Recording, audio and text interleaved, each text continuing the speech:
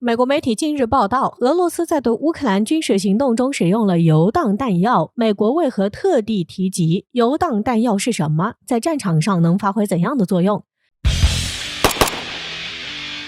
近日，美国驱动网站的战争地带专栏发表了一篇文章，文章内容显示，在俄乌冲突进行的第18天，俄罗斯在乌克兰使用了游荡弹药的证据浮出水面。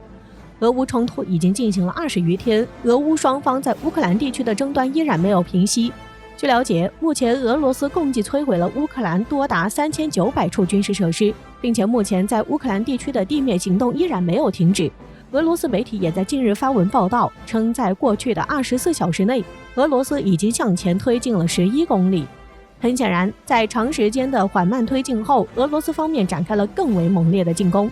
并且已经取得了一定的效果。乌克兰总统泽连斯基不断软化的态度，也侧面体现了这场俄乌战争的天平开始倾斜。而随着冲突的不断持续，俄罗斯军方也开始采取一些新的军事手段和武器，对乌克兰的军事行动也在继续的发生变化。美国媒体也证实了俄罗斯首次使用了游荡弹道。根据美国媒体的报道，在前几日，一枚扎拉基布游荡弹药在乌克兰首都基辅被击落，并且这一类型的游荡弹药在最近的冲突中起着决定性的作用。乌克兰要有效的防御这些系统攻击，显然是力不从心。乌克兰的 TB2 无人机也没有很好的应对手段。俄罗斯媒体报道，乌克兰军方的5架 TB2 无人机被连续击落。那么，到底什么是游荡弹药？美国为何要特意报道俄罗斯使用了游荡弹药？游荡弹药在战争中发挥着怎样的作用？游荡弹药简单的说是一种可以在目标区域内进行短时间游荡，既可以自主搜索，又可以人工控制搜索，在找到目标后进行自主攻击的武器。再简单一点，游荡弹药就是一种自杀式无人机。在进入21世纪以来，无人机已经成为了世界上发展最为迅速、应用最为广泛的飞行器。在近代多次的局部战争中都发挥了重要的作用。最开始的军用无人机只是用于战场中的情报监视与侦察，但随着人类在无人机领域研究的快速发展，无人机能够完成的任务种类逐渐多样性。可以说，目前无人机已经能够完成战争中绝大多数的任务，并且是以极小的代价。随着无人机航时增大与载荷的多样化，无人机可以装配更多种类的弹药和武器，可以对敌方造成意想不到的强大火力。美国很早就开始了这种自杀式无人机，也就是游荡弹药的研究。美国防务新闻网站曾经发表过一篇文章报道，内容显示，美国军事专家、美国海军陆战队正在考虑装备一种单兵携带式群聚式自杀无人机。由于这种自杀无人飞行器已经形成了一种独特的作战模式，所以逐渐被人们称之为游荡弹药。美国专家表示，为了应对亚洲地区的假想敌，美国海军陆战队计划采购更多轻型并且具有较大杀伤性的武器。这个假想敌自然不必多说，就是中国。而轻型具有杀伤性的武器就是游荡弹药。单兵、轻型等形容词就可以看出，游荡弹药在使用上非常方便。据了解，2名美国士兵就能部署1架这种游荡弹药。但作为单兵轻型部署装备，这种游荡弹药的飞行距离通常不会超过20公里，航飞时间也在2小时左右。当然，这一性能只是美军初步的估计。在游荡弹药的应用上，美军方面还有很多形式。美国哈德逊研究所高级研究员布莱恩·克拉克表示，这种同时具有干扰能力和杀伤性的轻型武器，如果能够组建成无人疾风群，将在战争中发挥意想不到的作用。其杀伤性比表面看起来的要强大得多，在特殊地形作战任务上会发挥出十分出色的性能。而美国传统基金会分析师达克塔·伍德表示，从某种意义上来说，游荡弹药比50口径机枪等传统武器具有更加重要的战术意义。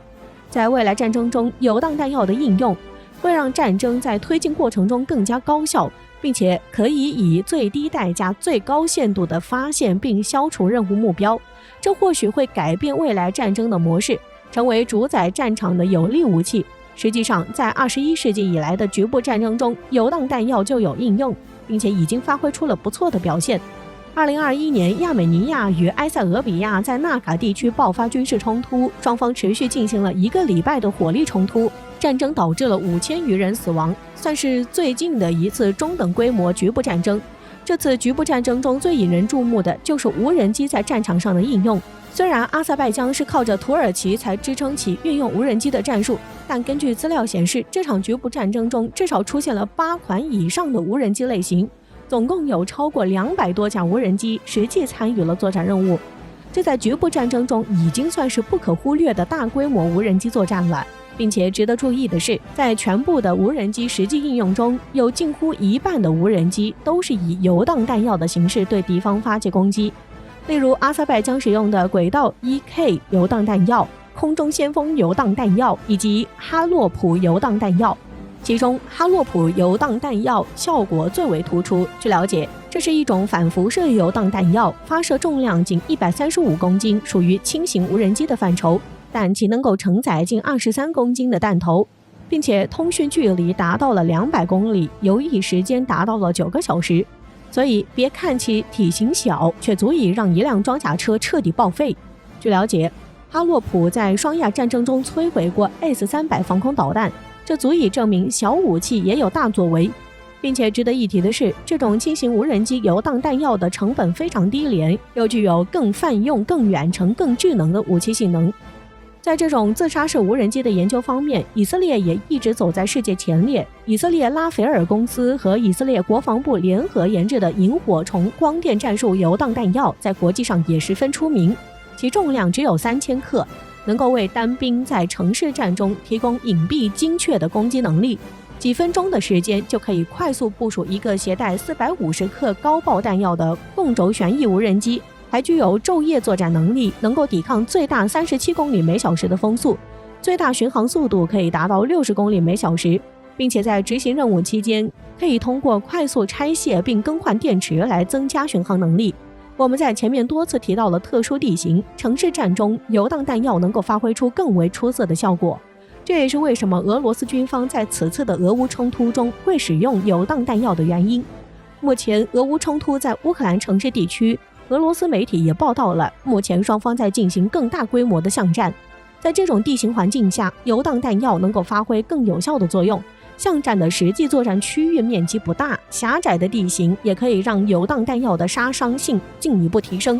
根据最新的消息显示，这次俄军使用的是神风无人机。这款无人机价格低廉、简单、易于操作，可以侦察和攻击目标。厂商的参数显示，其飞行速度达到了80到130公里每小时，可以携带3公斤的有效载荷。游荡弹药将帮助俄罗斯在巷战中取得更大的战争成果。